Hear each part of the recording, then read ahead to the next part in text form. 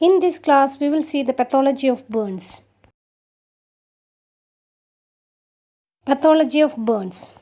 It includes 1. Local changes and 2. Systemic changes.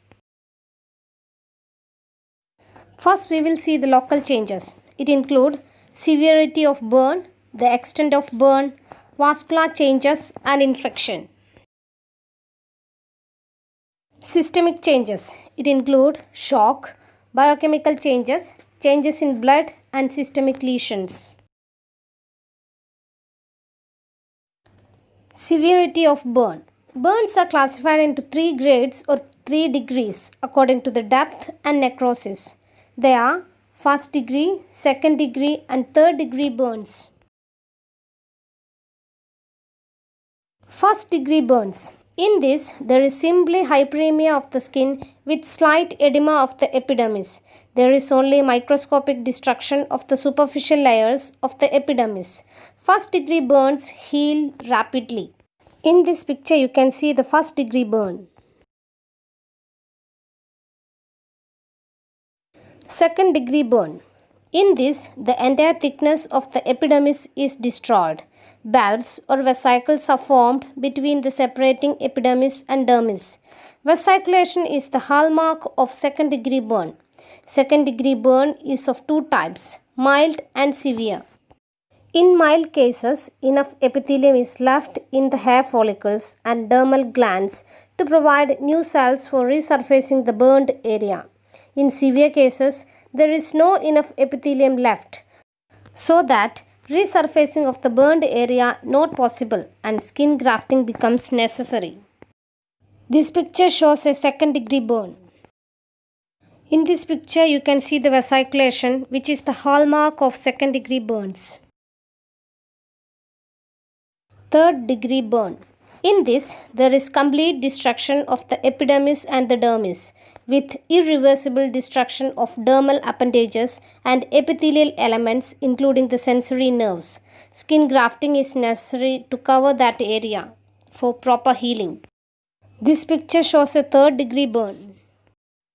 This picture shows a third degree burn. Skin grafting is done to heal the wound. Another type of classification is partial thickness burn and full thickness burn. Partial thickness burn.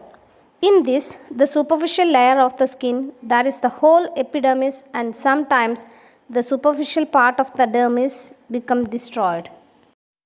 But there are enough epithelial cells surrounding the hair follicles or set glands from which regeneration may take place.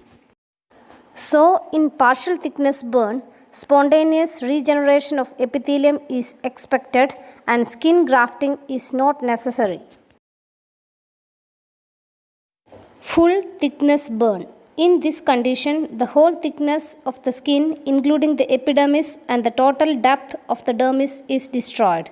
Spontaneous regeneration of epithelium is not possible, so development of scar tissue and contracture are inevitable unless skin grafting is done on right time. As sensory nerves are destroyed in full thickness burn, pinprick test is used to detect the pain. Pinprick test is positive in partial thickness burn and negative in full thickness burn. That means in partial thickness burn there will be pain and in full thickness burn there won't be any pain. Next is extent of burn. It is calculated by Wallace Rule of 9. The Wallace Rule of 9 is a tool used in pre-hospital and emergency medicine to estimate the total body surface area affected by a burn. In addition to determining burn severity, the measurement of burn surface area is important for estimating patients' fluid requirements and determining hospital admission criteria.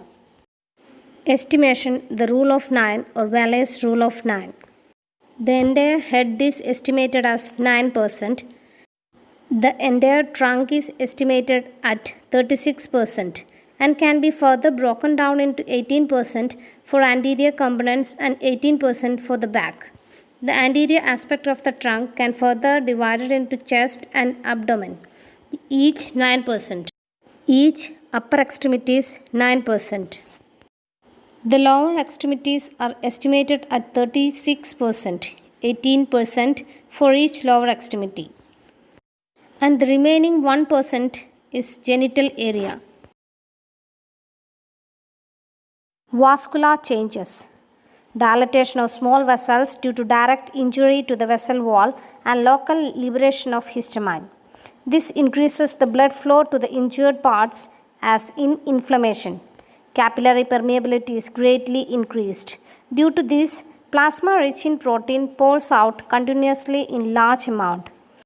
This exudate collect in blisters or begin to dry to form a brown crust which protects the wound.